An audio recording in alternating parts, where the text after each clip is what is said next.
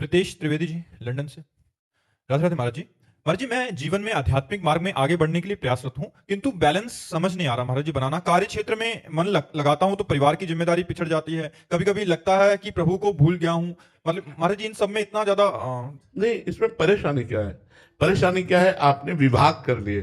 देखो, आपकी परेशानी का जो कारण है वो विभाग है। एक कार्य क्षेत्र का विभाग, एक परिवार के प्यार का विभाग, एक अध्यात्म का विभाग। इसलिए आप परेशान हो गए। दुचित कबहु परितोष न लाहि। चित्त को आपने विभाजित कर दिया, इसलिए अगर इसको एक कर लो अभी आनंद आ जाएगा। आप भगवान के लिए कर्म करते हैं, आप भगवान के लिए परिवार का पोषण करते हैं और भगवान का भजन करते हैं, बिल्कुल शांति प्राप्त हो जाएगी। आप मनोयोग से कर्म कीजिए और उसको कृष्णार्पणम मस्तु कर दीजिए। 8 घंटे ड्यूटी किया, बीच बीच में राधा राधा स्मरण किया और 8 घंटे भगवान को समर्पित कर दिए। यह अध्यात्म में आपको बढ़ाएगा।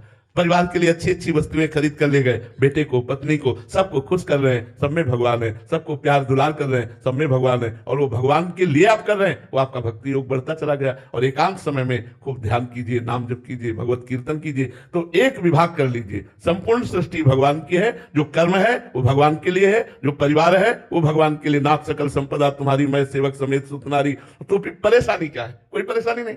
अब बताइए क्या परेशानी? गुरुजी, जैसा आपने बताया हुआ है, वो 8 घंटे कार्य करने के बाद वो समर्पित करता हूँ भगवान को। वो उस समय लगता है जैसे भगवान को तो भूल ही गया, कार्य ही समर्पण कर रहा हूँ, लेकिन भगवान की तो याद नहीं की। अच्छा, हम आपको बंबई भेजते हैं और अपने लिए कहते हैं कि अमुक चीज लाओ, बंबई में मिलती है। तो आपके दिमाग में वो चीज रहेगी और बंबई की यात्रा रहेगी?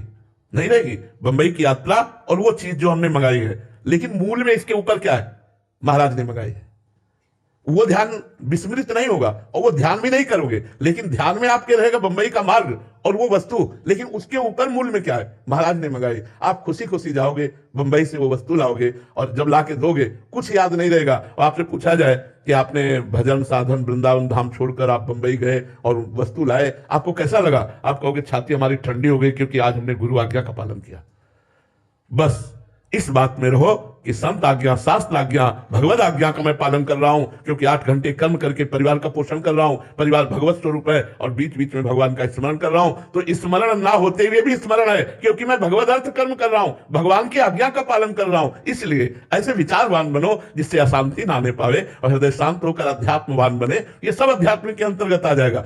अध्यात्म का मतलब केवल लंगोटी लगा करके बाहर बैठे रहना नहीं है। अध्यात्म का मतलब है कर्मयोग युक्त होकर के, कर्म फल की आकांक्षा ना करते हुए भगवत स्मरण परायण रहना। आप सच्ची बात समझ लो।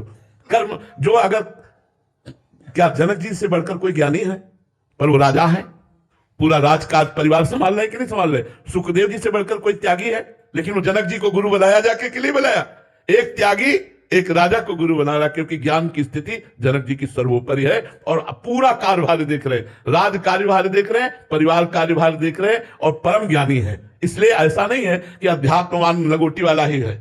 अध्यात्मवान पैंट शर्ट वाला भी हो सकता है, अध्यात्मवान धोती कुर्ता वाला भी हो सकता है, क्योंकि वो अध्यात्म अंदर की वस्तु है। अंदर उसका चिंतन क्या चल रहा है, अंदर के चिंतन को, समर्पण को संभालो, पूरे के पूरे भगवान के बन जाओ, तो हर कार्य आपका भजन हो जाएगा।